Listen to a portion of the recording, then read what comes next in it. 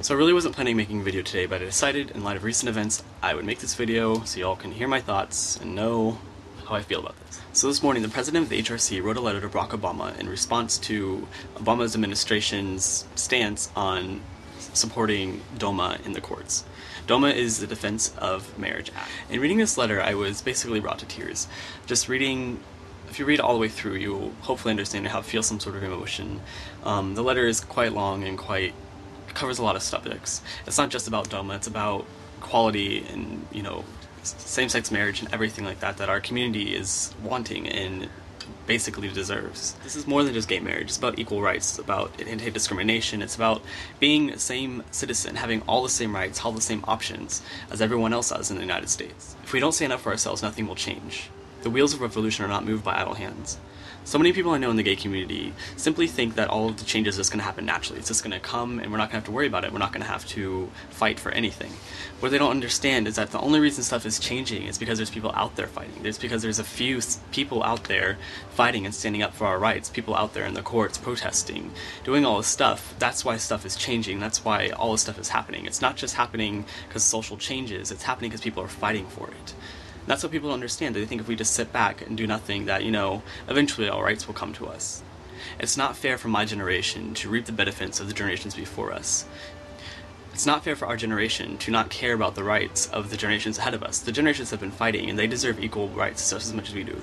The generations before us that have been fighting for same-sex marriage deserve to be able to see these laws passed in their lifetime. Though I don't plan on getting married anytime soon, I believe that the people who are fighting for gay marriage should have that right. Just as I want to have the right when I'm ready to get married, I think they should have the right now to get married. Because since the 60s, people have been fighting for gay marriage. People have been fighting for just equal rights, and it's not fair that these people may not live to see these rights passed, while our generation will more than likely be able to see this, but we're not even doing anything about it. We are sitting back letting them fight the fight for us, and we're not even helping. It may seem like things are progressing, but our cause stands on the edge of a knife. If Prop 8 hasn't taught us anything, it should be that we know that laws are not set in stone. Laws can be changed. All these states that have gay marriage right now, those all can be taken away. Even as we speak, last I heard, Maine is planning on re-voting on the issue of same-sex marriage.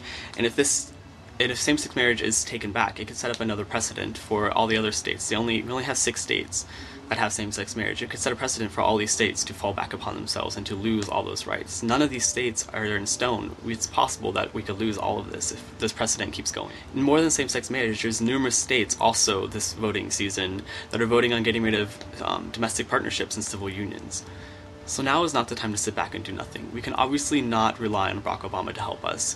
In his silence in the last few months, we can pretty much know his answer and know how he feels towards the subject. So we ourselves are going to have to fight for the change. We cannot rely on him to change stuff for us because he is going to sit back and do nothing, as he has been. He hasn't even said a single word about the few states that have passed gay marriage in his time of office. There's simple things you can do to help. You can write a letter to Barack Obama, a little letter describing how you feel and what you think is right and what you think he needs to do as a president. 44 cents and your time to write a letter, it's all it takes. If writing isn't your thing, donate. Donate to organizations like the HRC. There's tons of organizations out there fighting for our rights. Donate to them. I know the way the economy is, it's hard to think about donating money to a cause or to just throwing money towards some organization. But we can spend $5 on coffee from Starbucks. We can spend $60 on a polo from Abercrombie. We can give some money to these organizations who are helping for our rights. I am already drafting my letter to Barack Obama, and I've already been a member of the HRC for quite a while now. It's something like $50 to join, and then you just renew it every year. And it helps towards, everything they do. You can also look for local events, local rallies, local meetings, everything like that. Just small little things can help. I'm not asking for anything big. All I'm asking is for one small thing. Just one thing. Just do one little thing for the community. The gay community is a lot larger than you may think. If all of us were to do something, all of us were to speak up, if all of us were to take a stand, we could do anything we wanted. Everything we do is like a small ripple, and all this together can bring down anything in our way. Any obstacle, anything that stands in our way, if we are all united together, if we all are helping, if we're all pulling our own weight, nothing can stand in our way. With that, stand up, join the fight. Do something. Anything. It's in our hands now.